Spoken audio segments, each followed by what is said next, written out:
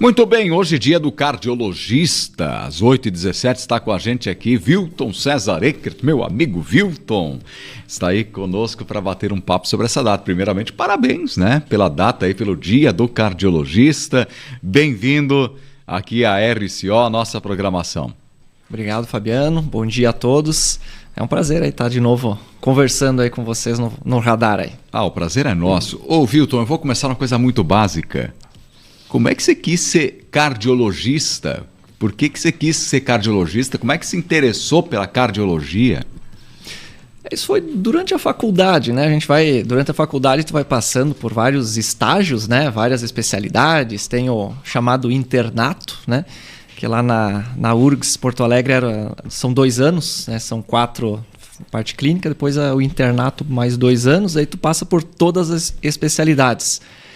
Aí tu vai criando, né, alguma simpatia por alguma especialidade. Eu sempre gostei de esporte, né? E a cardiologia está muito ligada com o esporte, então foi algo que foi criando essa sintonia aí com essa especialidade e acabei decidindo pela cardiologia. Bom, já que você tocou no assunto aí do esporte, o Felipe, Oi. O Dr. Wilton era um baita jogador de futebol. Ele era, além de ser o dono do campo, literalmente o dono do campo. E da bola. Ele jogava muito bem.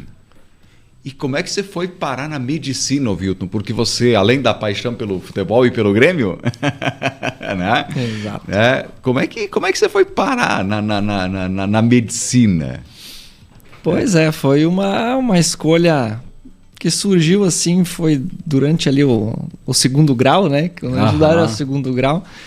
E tinha que escolher alguma profissão, né? E, na verdade, eu nunca tinha pensado ali até o segundo ano em medicina. No terceirão começou a aparecer essa ideia, né? E comecei a gostar. E acabei decidindo, né? Vou tentar, né? Vou tentar e depois de tanto tá envolvido, né, com essa questão da medicina, estudar, que sempre é difícil, né? O vestibular. E de tanto que tu tá no meio ali, né, e faz cursinho, estuda e tal, acabou criando esse gosto, né? Você já tinha alguém na família que já estava na área, ou Wilton? Ninguém na família é médico mais próximo, assim, né? Não tem ninguém, então realmente eu abri a porteira aí da medicina. Da medicina aí pra família. Exatamente. Poxa, e lá dentro da graduação, Wilton, na clínica você faz de tudo, né? Na formação geral. Você vai estudar todas as especialidades de alguma forma, de alguma maneira. Exato. E aí, como é que você chegou? Bom, agora vou fazer a cardiologia. Você falou que gostava do esporte, né? Mas o que mais chama a atenção para o cardiologista se interessar por esse assunto? Que dentro da cardiologia também tem muitas outras especialidades. Exatamente, isso. A cardiologia, o que a gente acaba... Quem gosta, né, da cardiologia, primeiro quando tu vai estudar, né, a anatomia, a fisiologia, o funcionamento do corpo, né, então tu vê o coração funcionando, né, que é uma coisa mecânica, né, o coração é uma bomba que está ali dentro do nosso peito, né, que está bombeando o sangue, né, então ele precisa estar em funcionamento. Então tem as válvulas, né? Então é quase como pensar num carro, né? Como a gente usa bastante essa analogia no consultório, né?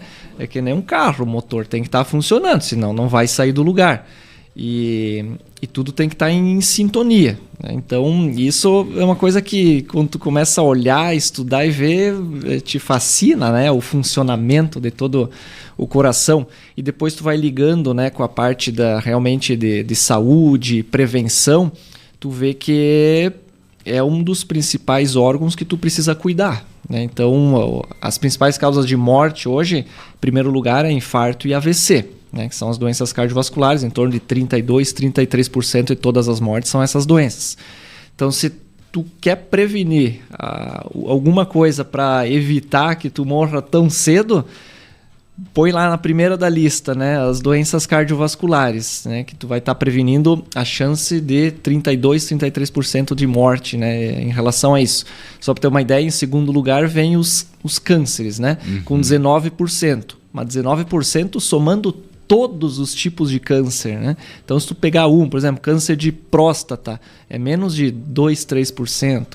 Câncer de mama, né, que é mulher mais comum, 3, 4%. Então, tu vê a diferença, né? 32% de um infarto AVC para 3% um câncer, né? Qual que é a tua chance de morrer mais, de um câncer ou de um infarto, um AVC? Então, se tu tem hábitos saudáveis, se cuida, pratica atividade física, cuida da alimentação, tu vai estar prevenindo maior causa de morte, né? Então, isso que tu vai gostando dessa questão, né? Pô, eu vou fazer algo que realmente vai fazer a diferença na vida das pessoas, né? Eu vou estar prevenindo, aumentando a sobrevida dessas pessoas. Então, isso que foi criando esse gosto aí por essa área. E dentro da cardiologia, quais são as especialidades? A cardiologia é uma especialidade, mas aí vamos dizer assim, tem as subespecialidades. Exato. Então tem o cardiologista clínico geral, né, que faz a clínica de um modo mais amplo. Aí tem o hemodinamicista, né, que é o que faz o cateterismo, né? Quando o cara infartou, vai lá, tem que fazer o cateterismo para desobstruir uma artéria, colocar o stent, né? A molinha, como a gente pessoal chama. Exato.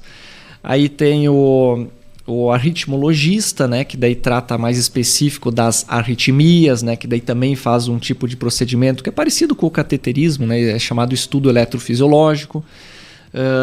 Aí tem o cara às vezes que faz só o ecocardiograma, né, que é o ecocardiografista, que muitas vezes ele faz a clínica geral, como eu faço, né, a cardiologia geral, faço o ecocardiograma. Aí tem o teste ergométrico também, né? Então às vezes dificilmente o cara faz só o teste ergométrico, né? O cardiologista acaba fazendo mais de um exame. Que mais? Aí muitas vezes a pessoa, mas tu opera também?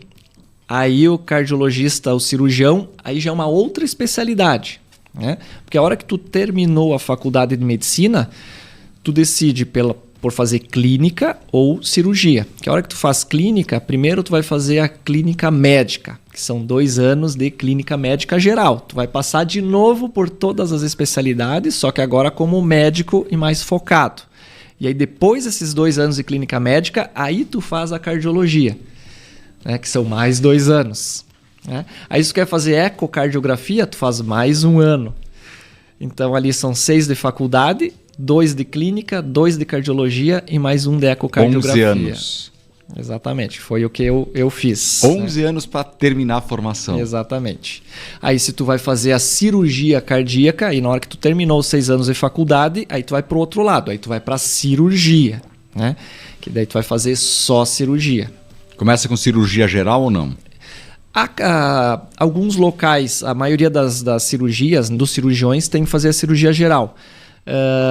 A cirurgia cardíaca, nem em todos os lugares é obrigatório fazer a cirurgia geral, né? Então às vezes tu já entra direto na cirurgia cardíaca, mas a grande maioria exige 2 anos pelo menos de cirurgia geral também.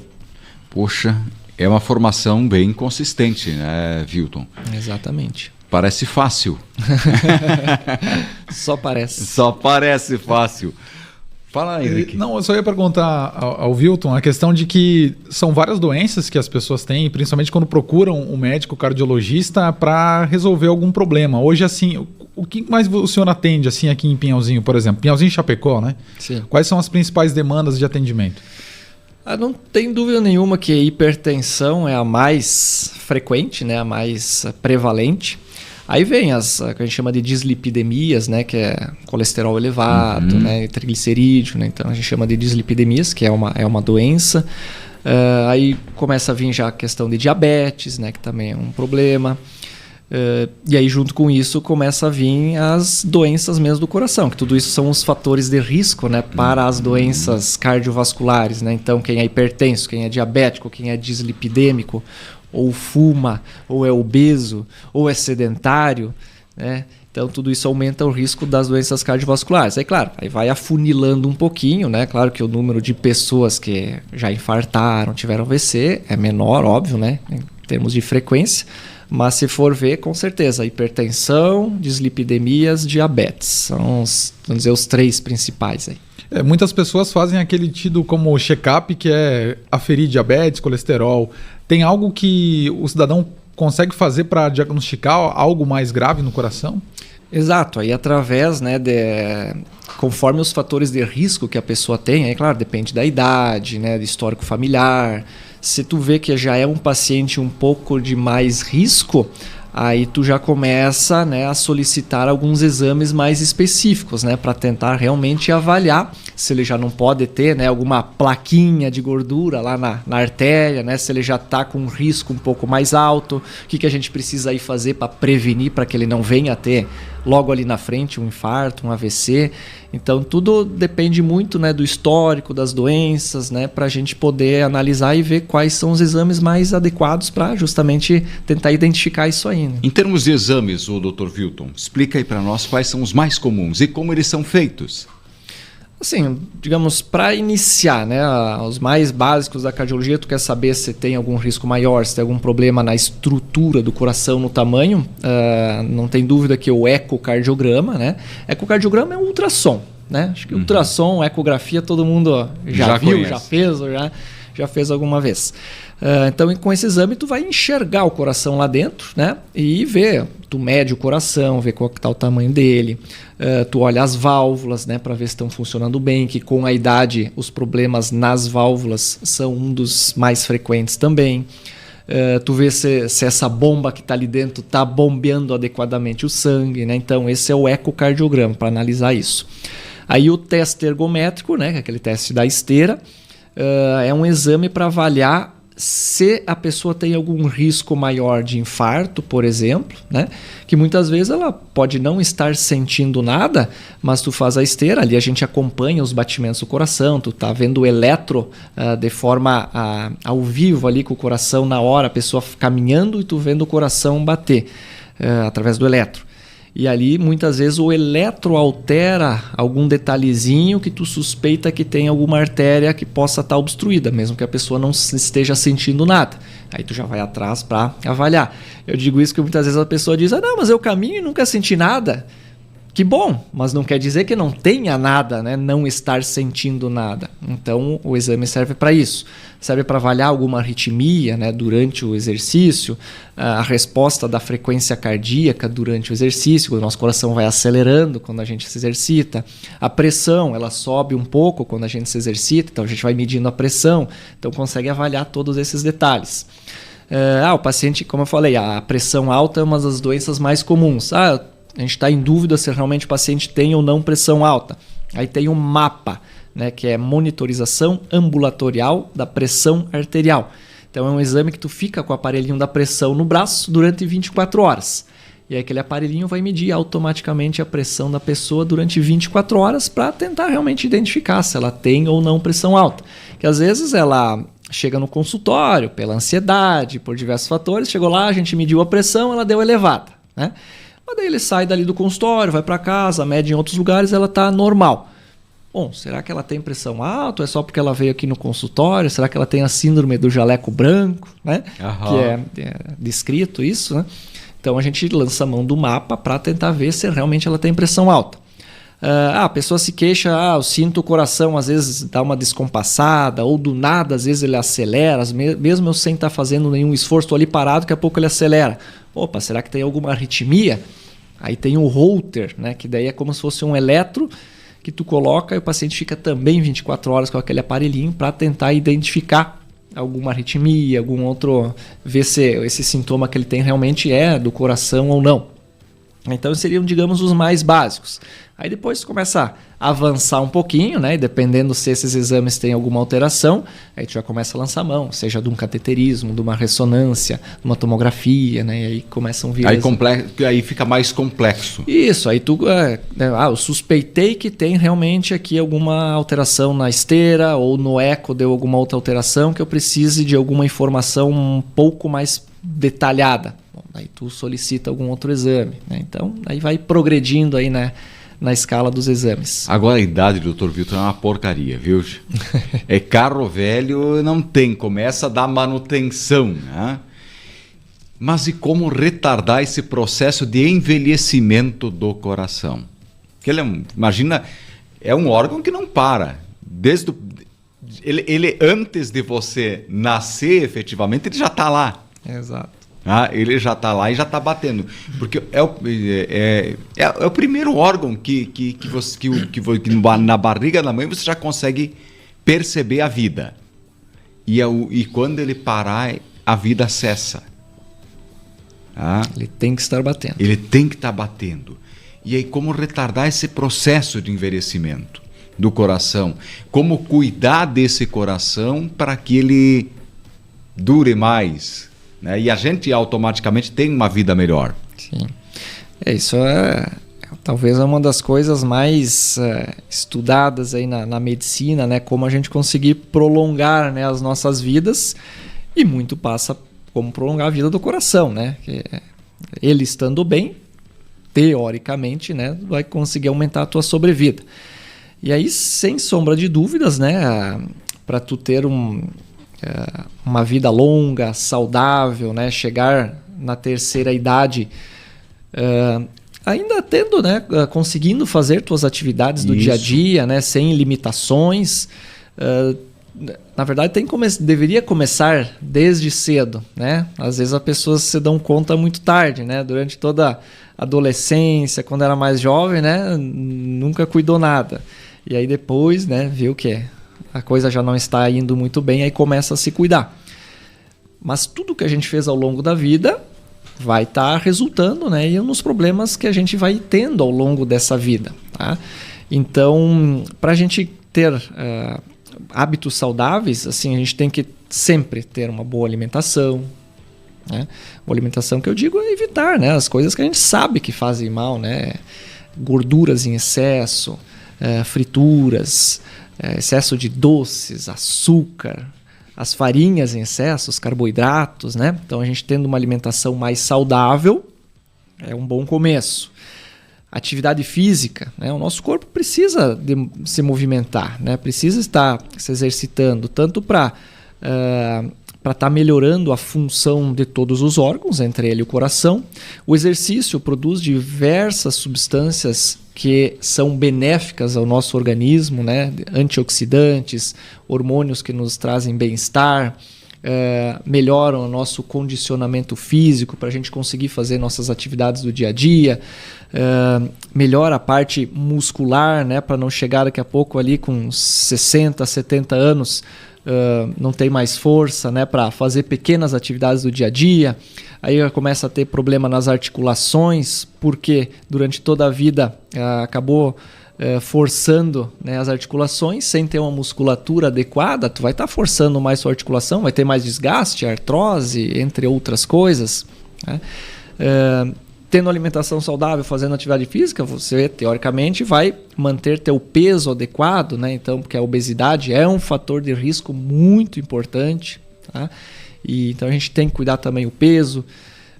Como eu falei ali das doenças, né? Hipertensão, a diabetes, o colesterol. Se a gente conseguir evitar essas doenças, ou se tiver elas e tratar bem, com certeza a gente vai estar evitando consequências mais trágicas mais para frente. Cigarro, né? Sabe de todos os malefícios, né? Não precisa nem a gente entrar muito em detalhes aqui. Bebida alcoólica, né? Não que a gente não possa beber, né? Mas pouquinho. Exato, de forma adequada, né? Sem exageros, né? Então, a gente tendo esses bons hábitos no dia a dia, não há sombra de dúvidas que a gente vai estar prolongando o máximo possível aí a nossa vida. Doutor, uma perguntinha para você, duas. A gordura, ela tranca a veia do coração? Porque muita gente diz, não vai comer besteira, não vai comer gordura aí que vai trancar a veia do teu coração. E a outra, o vinho faz bem pro coração? Então, duas perguntas interessantes. A gordura é mais um dos fatores, né, que podem obstruir as artérias, né? Que quem obstrui as artérias são as placas, né? Elas são chamadas placas de aterosclerose. O que tem ali naquela placa tem gordura, óbvio, mas não é só gordura, né?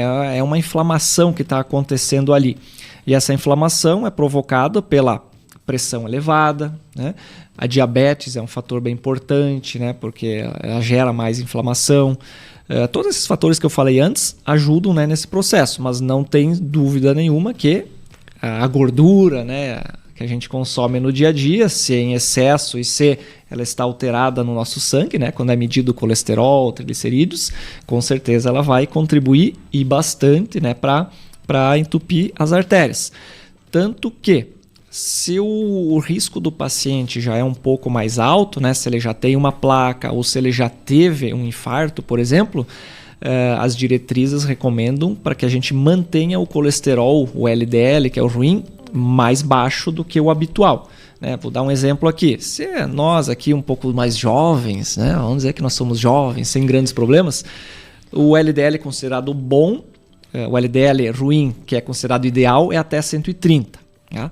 Se o paciente já infartou, ele tem que manter esse LDL abaixo de 50. Então, é menos da metade. Então, para ver como é importante também, né, manter o colesterol bem baixo, mas não é só ele. Tá? A segunda pergunta, o vinho. Né? O vinho, ele, por vir da uva, ter os flavonoides, né, que teoricamente são substâncias antioxidantes, já foi estudado, né, para ver se isso poderia contribuir, né, um pouquinho na prevenção. E qual que é a quantidade também adequada, né? O vinho é bom, né? O cara entorta 2 garrafas por dia ali, né? Também não resolve. Vai trazer outros problemas, né? Que o vinho tem álcool, o álcool vai causar outros problemas. Então, sim, parece que pode ajudar um pouquinho nessa questão, né? Por ter essas substâncias, os isoflavonoides, e ser antioxidante. E a quantidade que viram que pode ser, não ultrapassar os limites, seria em torno de 300 ml ao dia para o homem e em torno de 200 a 250 ml para a mulher, né? Devido a uma alteração metabólica ali, né? Então, essa seria mais ou menos a quantidade diária para não ultrapassar, né? E que poderia trazer algum certo benefício. E doutor, vamos supor assim, o meu avô, a minha avó tem problemas cardíacos. O filho, o neto podem ter esses problemas cardíacos também? Isso é um fator de metabolismo que pode passar de geração para geração? Isso, aí entra na questão do histórico familiar, né? Que realmente a gente tem que levar em consideração e a gente sempre pergunta para os pacientes. O que é considerado um histórico familiar positivo, né? Que é aquele que tu tem que realmente cuidar. Quando tu tem um familiar, primeiro grau principalmente, né? Então tu pega pais, irmãos. Se for do sexo masculino e ele teve um infarto, um AVC com menos de 55 anos, né? Então, sexo masculino menos de 55 anos, ou teve a mãe ou uma irmã que teve infarto ou AVC com menos de 65 anos. Aí a gente considera como um fator positivo e que, teoricamente, ele entra na listinha dos fatores de risco que tu já tem que tomar um cuidado um pouquinho a mais. Se tu teve um vó, né, que infartou, tinha 80 anos... não é considerado um fator de risco, né? Que é mais pela idade, pelos outros fatores, né, que levaram aquela pessoa a ter o infarto ou AVC, né? Então, esse seria o que a gente considera como um fator. Interessante. Vi aqui, olha só, Henrique, 47% dos brasileiros são sedentários e os jovens, 84%. Poxa, isso aqui... E tem um Dia Nacional de Combate ao Sedentarismo. Olha só, esse dia... É dia 10 de março, Dia Nacional de Combate ao Sedentarismo. Isso aí é o veneno para o coração. Então é isso aí, esses dados são, e eu diria que é por aí para mais até, porque realmente, né, a gente pode fazer ao nosso entorno, né, uma pesquisa, né, de cada 10 pessoas, quantas realmente se exercitam de forma rotineira, né? Não aquele exercício... E o que é exercício físico que vale o coração, doutor Wilton? Então, vai lá, explica para nós. Isso, então o que tem realmente o benefício seria a atividade física de forma moderada. Vamos dizer aqui, moderada seria uma caminhada, uma corridinha de leve, uma bicicleta, ir na academia, né? Isso seria uma atividade moderada. Aí o ideal seria pelo menos 150 minutos por semana. Vamos dividir em 3 vezes na semana? 3 dias de 50. Né? Pelo menos isso aí é considerado uma pessoa ativa. Se for uma atividade de mais intensidade, a pessoa corre ou faz uma atividade mais intensa, né? Crossfit ou alguma outra atividade que realmente é mais intensa, aí seriam 75 minutos por semana. Pelo menos, né? Pelo menos. Então, dali para mais para ser considerado uma pessoa ativa. Caramba, mas é bastante, hein? Pro padrão de hoje é muito. Exatamente. Porque o cara pegar a média, né? Eu vou para academia, sou ativo. O cara vai lá, faz, sei lá, 1 hora. 2 vezes por semana. Né? Talvez nem isso, vai uma só. Então, ainda assim, não é uma pessoa 100% ativa. Exatamente. Olha não é só. considerado uma pessoa totalmente ativa. Interessante como que a estatística médica aborda isso, né? Porque desses números, né, desse tempo que Claro. viram que a partir dali que realmente tem os benefícios, né? Eu faço academia 1 vez por semana, faço pilates 1 vez por semana. É pouco. É pouco. É nada. E, doutor, tem um horário específico para que, digamos assim, a pessoa possa sofrer um ataque cardíaco? Eu sei que tem estudos que dizem que é pela manhã, né? Tem algumas informações, né, alguns dados que parece que de manhã é um pouquinho mais, né? Aí a explicação assim ainda não tem muita exatidão, né? Mas os números parece que é um pouquinho mais pela manhã realmente, né? E aí os pacientes perguntam às vezes, né? Mas eu posso fazer de manhã, que parece que dá mais infarto? Não, desde que tu esteja avaliado, viu que não tem nada, que está tudo bem, está liberado para fazer atividade física, ótimo, né? Porque se a pessoa teve o infarto, é porque ela já tinha algum problema, né? Não teve infarto do nada, né? Então, se ela faz revisões de rotina, viu que está tudo bem, vai fazer de manhã, vai fazer em qualquer horário. Se a gente começar a limitar até o horário que o paciente pode fazer, ele já é difícil estimular para fazer. Aí tu diz, não, mas tu não pode fazer de manhã, porque de manhã... Não. Vai fazer. Aí complicou, né? Aí isso, claro, vai fazer uma avaliação, ver se está tudo ok, e óbvio, né? Mas a estatística parece que sim, parece mais de manhã. Olha só. Uma pergunta interessante. Nunca ouvi essa relação. Doar sangue ajuda na saúde do coração? Tem alguma coisa a ver? Depende, tu vai estar doando, teoricamente... Se tu tem alguma alteração, né? Por exemplo, o paciente tem, vamos dizer, hemoglobina, ferritina em excesso, né?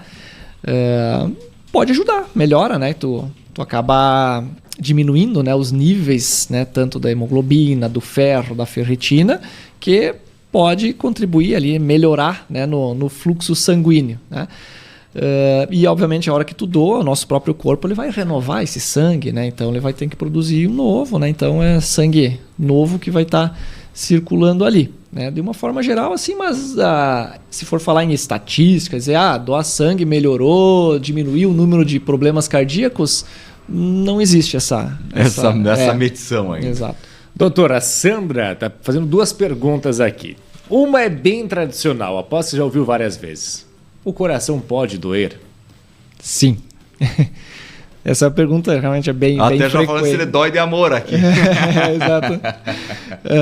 Pode, né? Tanto que o sintoma de quem tem um infarto, por exemplo, é dor no peito, né? É o mais clássico de todos, né? Tô com uma dor no peito, dependendo do tipo de dor, realmente pode ser do coração. E ela também pede se dores no peito podem ser problemas de coração. Sim. Tu tem que descartar. Claro que existem várias causas para dor no peito, né? No consultório é bastante frequente, né? A pessoa vai consultar porque começou ou teve uma outra vez uma dorzinha no peito, ficou preocupado e foi consultar, né? Mas na grande maioria, geralmente não é do coração, né? Que pode ser, às vezes muscular, pode ser pulmonar, pode ser do sistema digestivo, né? Estômago, esôfago, e o mais comum de todos, ansiedade, estresse, né? Com certeza. E, por último, sim, também o coração, né? Então, uma dor no peito, a gente tem que tentar, e às vezes é uma dor que gera dúvidas realmente, né? Às vezes é uma dor bem clara, tu vê que realmente não é do coração. Quando tem a dúvida, aí que a gente começa a fazer, tem que fazer algum exame, esse que eu estava comentando antes, né? Para ver se realmente é do coração ou não essa dor. Bom, são 8h46. Agradecer a presença do Dr. Vilton, novamente parabenizando a ti e a todos os cardiologistas. Obrigado. Felicidades e as portas da RCO sempre abertas. Eu que agradeço. Obrigado aí pelo convite e conversar hoje aí. Obrigado pelas felicitações. É um prazer sempre estar aí. Legal. Dr. Wilton, que as pessoas também o admiram e vários comentam também positivamente. Como é que é isso também, doutor? Ser um médico que, digamos, atende o paciente de uma maneira legal, assim, diferente, né?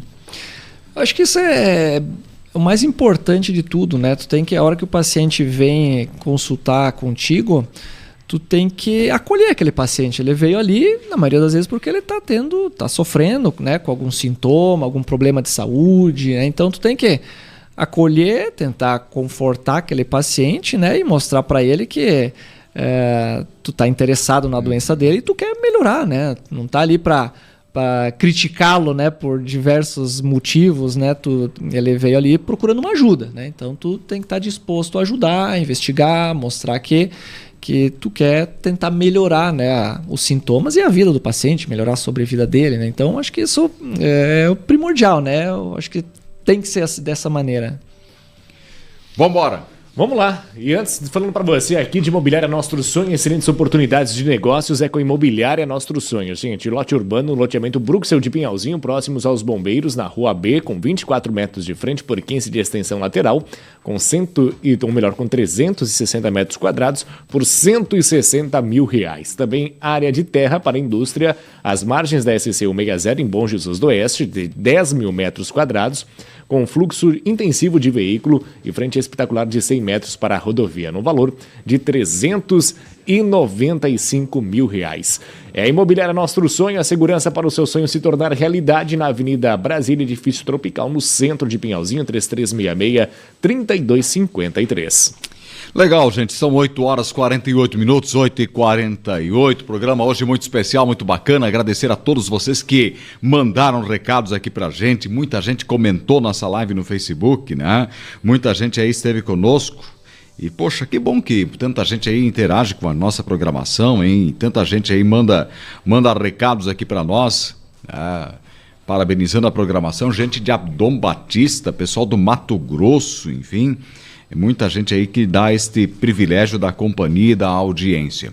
E fazer um recado, ou dar um recado especial aí, que dia 23 nós teremos o workshop da Kelly Costa e também do Dr. Marcos aqui em Pinhalzinho, dia 23, numa quarta-feira, não desta semana, da próxima, onde nós vamos ter aqui o workshop O Varejo que Vende, Negócios Lucrativos, uma parceria da RCO com a CIP, com a comunidade, para toda a região, todos aí no convite, entrada franca, entrada gratuita, não tem custo nenhum, vai ser muito legal, muito dinâmico e você estará com a gente numa grande oportunidade.